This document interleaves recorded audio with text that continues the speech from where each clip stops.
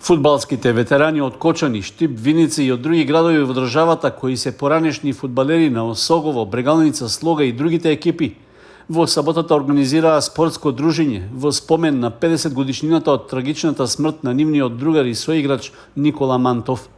На стадионот во Кочани, што денес го носи името на Мантов, се собраа поголем број некогашни спортисти и спортски работници, кои му оддадоа достојна почит на младиот фудбалер, чиј живот згасна на теренот на 1 јули 1973 година за време на надпреварот меѓу тогашните македонски прволигаши Осогово и ФАС 11 октомври.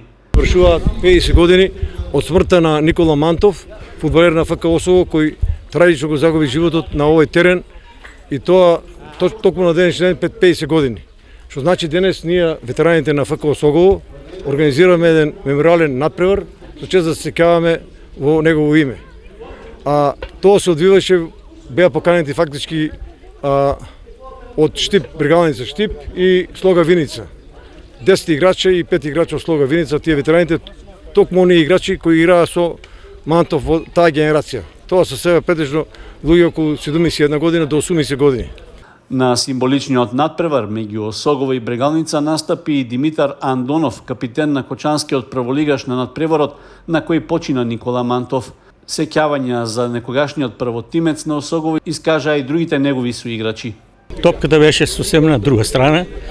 Он падна дето само и застанаваме, помогнаваме нешто. Дојде брзо да помозе Маго и толку знае за таа утакмица. Нема. Фино дете, ново, мирно детенце. Добар фудбалер. Играше и халф, и унал, али па на крилово после ставија да игра. Седмица му додава на нос. Важно младо дете. Пред него кариерата стоеше. Бевме кај мене, цело време играме табла. И од таму, ако ме замоли, како постареа, на тренер Динески, да се заменеме. Ја да играм десен халф, а он десен крило. А беше обрто стаено и така, послушате Динески, заменуме се.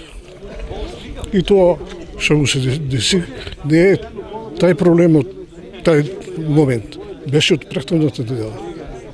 У неготино, он оден удар со глава, падна и однесе се и со брза помош го однесеа у болницата. Ардам кога заврши надпревар, донесеа го и кажа дека се е уред, дека ништо не е. Не го замарија, не го навеа, не го дојдеа на лекар, почна нормално да тренира до надвора и деси се тоа што се деси. До ден денеска никој не е утврдил зашо е. Ние пред таа утакмица играеме у Неготино. У Неготино он доби потрес на мозок. И оттаму си ојде за Битола. Он не тренираш со нас, само доаѓаше на утакмици. И да не грешам душа, ама мислам дека може би од тоа. Он беше најцврст од цела екипа. И ветераните на Штипска Брегалница изразија пофални зборови во сеќавањето за Мантов. Никола Мантов беше прекрасен дечко, добар играч и заедно бевме 1971 година у Пелистер, у Битола и заедно игравме, заедно се дружевме и заедно бевме на факултетот за електромашински факултет за пишани. Прекрасен човек и нека му лека земја и добро е за него што направи прослава. Тоа го заслужи. Пријателството датира од многу одамна, 50 години и повеќе. Ја би сакал само уште едно да кажам дека поводот ни е стварно тажен. Мантов почина и отиде од овај свет само ради преголемата желба да игра фудбал. Благодарам уште еднаш на вниманието, да сте ни живи и здрави, да се видиме пак. Во знак на сеќавање на Мантов, компанијата Тин Инокс од Кочани подари метална табла со надпис за стадионот Никола Мантов, а на поголем број поранешни фудбалери од генерацијата на починатиот првотимец на Осогово, но и од помладите генерации им беа доделени благодарници и награди.